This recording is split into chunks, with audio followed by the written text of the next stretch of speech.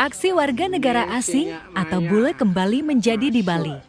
Kali ini terekam kamera satu keluarga warga negara asing yang diduga tidak mau membayar tiket masuk ke Pantai Geger, Nusa Dua Bali pada Sabtu 13 Juli 2024. Dalam video yang dibagikan oleh akun Instagram Punapi Bali, terlihat satu buah keluarga warga negara asing yang terdiri atas ibu, ayah, dan dua anaknya. Namun diduga keluarga warga negara asing tersebut tak mau membayar tiket masuk sehingga dihadang oleh petugas.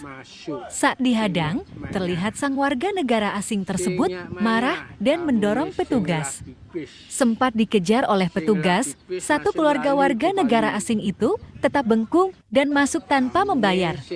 Terlihat petugas pun pasrah dan membiarkan satu rombongan keluarga itu lolos ke tempat wisata.